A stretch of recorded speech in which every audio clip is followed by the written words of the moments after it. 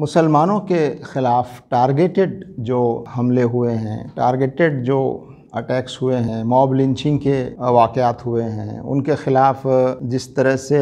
National security act जैसी संगीन sections लगाकर लोगों को गिरफ़्तार किया गया है, तो ये पूरी सूरत हाल लॉ एंड ऑर्डर की जो है बहुत ज़्यादा ख़राब हुई है। और चूँकि उत्तर प्रदेश में उसी पार्टी की हुकूमत है जहाँ जिसकी मरकज़ में हुकूमत है, और ये 2022 का इलेक्शन इसलिए भी इम्पॉर्टेंट है, इसलिए भी बहुत अहम है कि इसके असरात 2024 में जो पार्लियामेंट के आम इंतखाबात होने वाले हैं उस पर भी इसका गहरा असर पड़ेगा।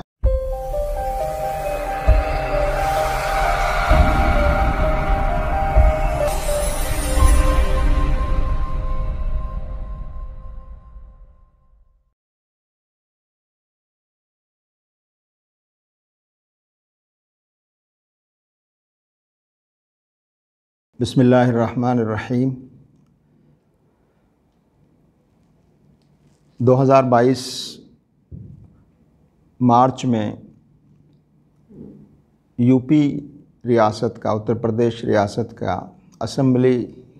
इलेक्शन होने वाला है।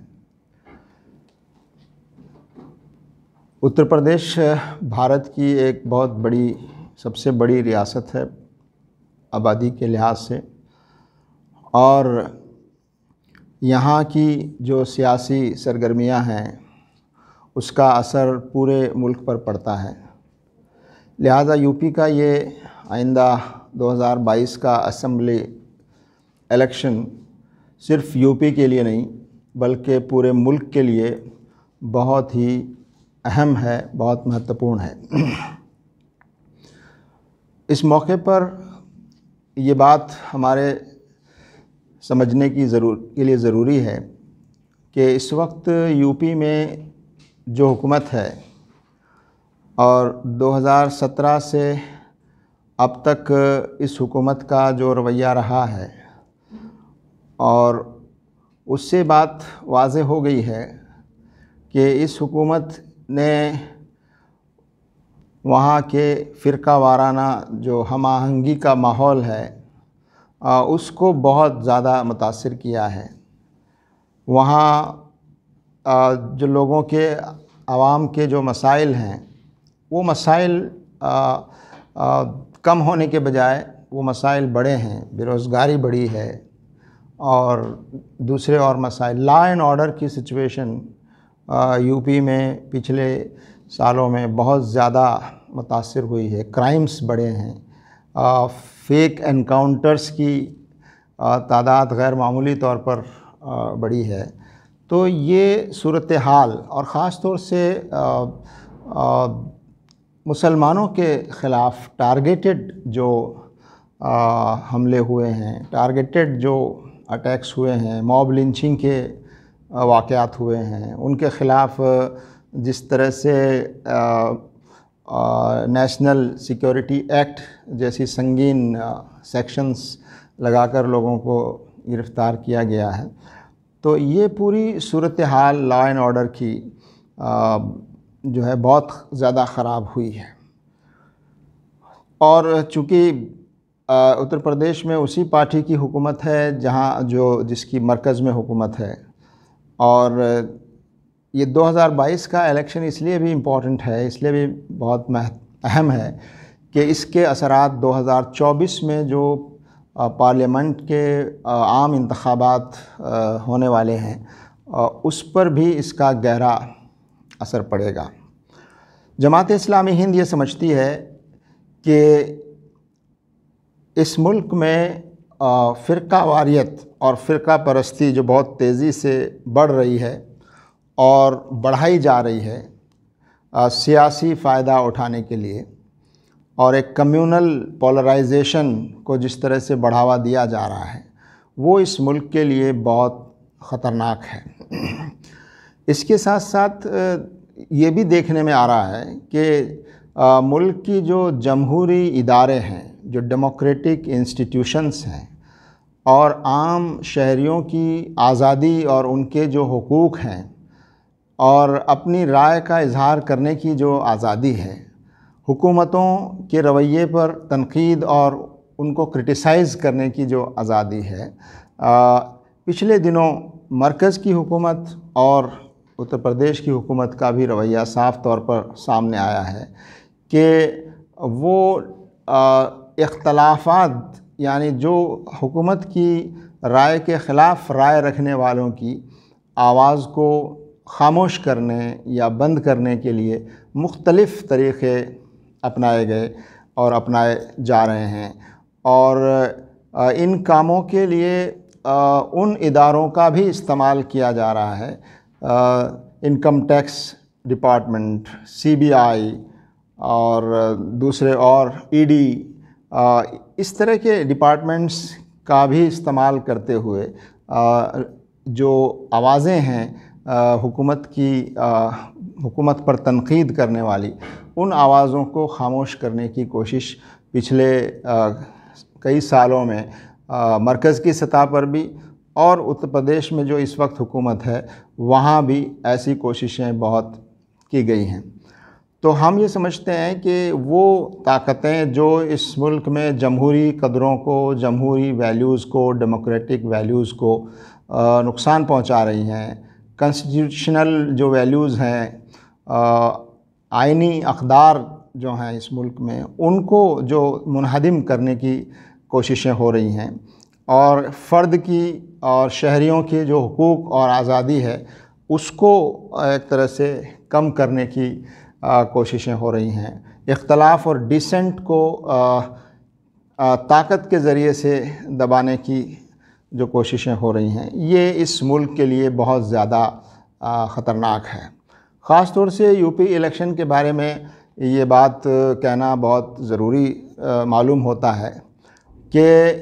आने वाला इलेक्शन में जो असल लोगों के मसाइल हैं उस पर बात होनी चाहिए कि लोगों के मसाइल किस तरह से पिछली हुकूमत ने हल किए,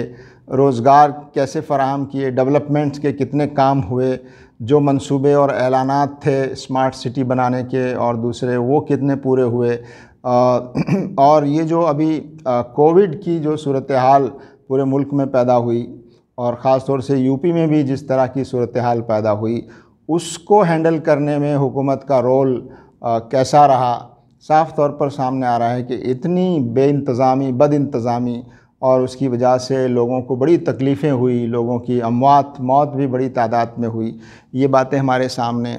आ रही हैं। तो इंतखाब में, इलेक्शन में ये इश्यूज़ ज़रूर ज़ेर बहस आने चाहिए और इन इश्यूज़ की बुनियाद पर ही लोग फ़ैसला करें। लेकिन जो मौजूदा बरसरे इक़्तिदार पार्टी है यूपी में, शायद वो ये चाहती है कि इन इश्यूज़ को न छेड़ा जाए और इन इश्यूज़ को न उठने दिया जाए, और इसीलिए वहाँ पर कम्यूनल एजेंडा को आगे बढ़ाया जा रहा है, कम्यूनल कार्ड्स खेले जा रहे हैं ताकि यूपी की आवाम को कम्यूनल बुनियादों पर, मज़हब की बुनियादों पर तक़सीम करके और अपना वोट जो है एक साथ जमा किया जाए। और इस सियासी फ़ायदे को उठाने में वो इतना आगे बढ़ रहे हैं कि ऐसी ऐसी चीज़ें वहाँ लाई जा रही हैं। अब ये पॉपुलेशन कंट्रोल के लिए 2 चाइल्ड पॉलिसी और उसके लिए क़ानून बनाने की बात यूपी में इलेक्शन के मौके पर इसलिए की जा रही है ताकि इसका रुख भी मुसलमानों की तरफ मोड़ कर और मुसलमानों के ख़िलाफ़ एक झूठ फैलाकर और उनके ख़िलाफ़ एक नफ़रत पैदा करके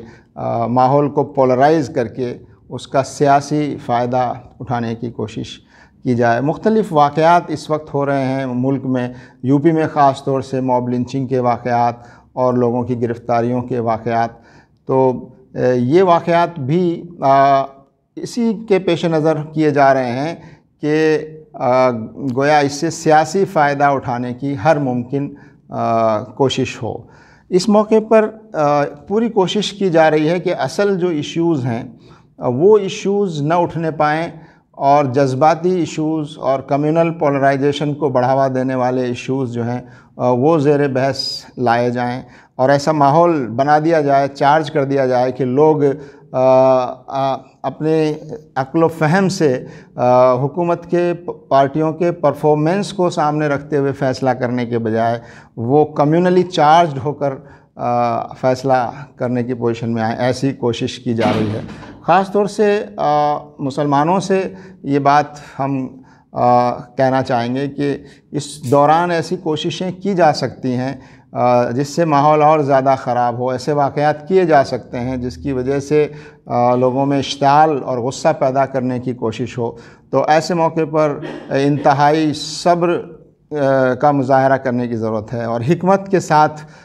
कदम उठाने की ज़रूरत है ताकि उनको इन कम्युनल फोर्सेस को अपने मंसूबे में कामयाबी न मिल सके। और जहाँ कोई ऐसे लॉ एंड ऑर्डर की सूरत हाल पैदा हो, वाक़यात हों,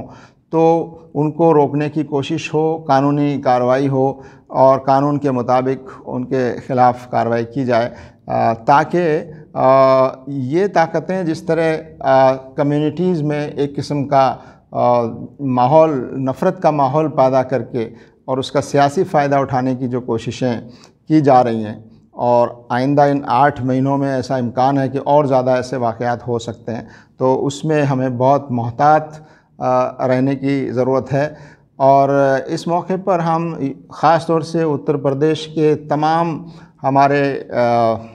बहनों और भाइयों, चाहे वो किसी मज़हब से उनका ताल्लुक़ हो, और उनको भी हम ये बात कहना चाहते हैं कि इस मौके पर फ़िरका परस्त जो ताकतें हैं और फ़िरका परस्ती का जो एजेंडा है उसको हम कामयाब न होने दें और आपस में हम सब मिलजुल कर और एक ज़िम्मेदार शहरी होने के नाते अपनी ज़िम्मेदारी अदा करें और आवाम को, जनता को बेदार करें, जागृत करें कि ये जो इलेक्शन है ये सही तौर पर जो लोगों के मसाइल हैं, लोगों के जो इश्यूज़ हैं उन पर बहस होनी चाहिए और माहौल को कम्युनलाइज और पोलराइज होने से और सांप्रदायिक नफ़रत का वातावरण बनने से रोकने में हम सबको मिलकर कोशिश करनी चाहिए। और ख़ास तौर से जो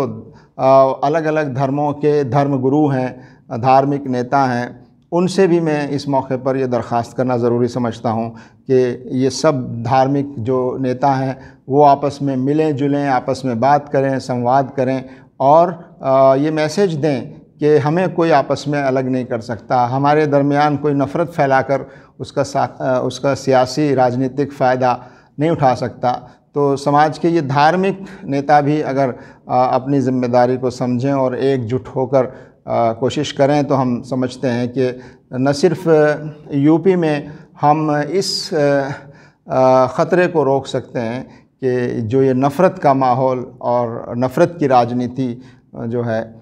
इसको हम लगाम दें और नफ़रत की राजनीति का रास्ता रोकने की हम कोशिश करें ताकि इसके ज़रिए से पूरे मुल्क में भी ये संदेश और ये मैसेज जाए कि अब भारत की जनता नफ़रत की राजनीति को कभी पसंद नहीं करेगी, नफ़रत की राजनीति को गवारा नहीं करेगी और जो फासिस्ट तरीक़े पर काम करने वाले लोग हैं उनको